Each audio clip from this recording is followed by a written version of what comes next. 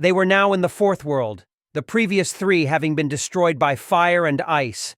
The age of the lone wolf was over. So had said the shaman when Ahote had asked for advice the other day. The answer wasn't exactly what Ahote was hoping to hear. At a young age, Ahote had tried to get out into the wider world, but the world of the white man was harsh and unforgiving. Ahote's size and toughness were the only skills he had. His descent into alcoholism and violence had seen him punished by judges and courts who had no right to judge him. At the age of 32, freshly released from the state penitentiary, Ahote did the only thing he could do. He went back home to his people so he could heal and try to get himself right with the world. He expected to find himself an outcast, but instead, he was welcomed. The young are foolish. It is only natural they should make mistakes. Truth was, he never should have left. The lure of the mighty dollar and the riches that waited in the greater world were merely lies sent to test him. And he had failed those tests, teaching him that the white man's world was a sick and desolate place. At least back on the reservation, he had some idea of who he was. His addictions followed him back, though, and he became a favorite with the local tribal police. The monkey on his back refused to leave. It wasn't as if he wanted to behave this way, but as the shaman pointed out more than once to those who would listen, the evil spirits had infested him. That was why he went to the shaman in the first place. The ritual a last hoped to rid himself of the evil that had latched onto his soul. He had mentioned his predicament to the elders, but they had replied with riddles and prophecy.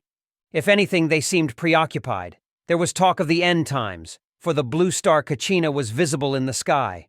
Ahote could barely remember what he had been taught as a child, but the night sky was definitely different to what he remembered before being locked up for 10 years behind concrete and wire. You don't get to see the stars when you are incarcerated in a prison cell. It was hardly surprising to find that the ritual didn't work. Ahote remained addicted to the liquor that was slowly killing him. Ahote's one saving grace was that he was a sleepy drunk, rather than a violent one. He got merry rather than vicious, his eyes drooping after his body had reached its limit. He tried to resist it, but his hopelessness and the pull of the brew were too much for him. Under the effects of the regular alcohol infusion, the world didn't seem such a bad place, and he stopped cursing his ill fortune to be born into what he considered a backward and abandoned time. He became a regular at his nearest bar and had enough good sense to leave his truck at the trailer he called home. He had enough problems with the law without getting arrested for another DUI. Those at the bar tolerated him, for some were in the same predicament. Sometimes, though, if he had been allowed to consume too much, he would often forget that he had left his vehicle at home and would wander the venue's car park in a futile attempt to find a truck that wasn't there. So regular was this, that some of the other locals at the bar would sometimes come out and watch him stumble about in the dark. Sometimes it was amusing, other times pitiful.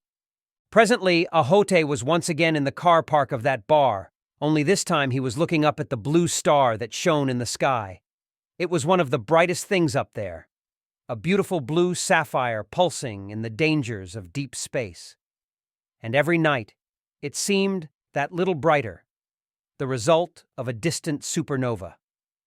To many of the elders, it was a sign that the end times were at hand, a warning that the day of purification would soon be upon them. To Ahote, it was an almost hypnotic distraction that seemed to fascinate his addled neurons.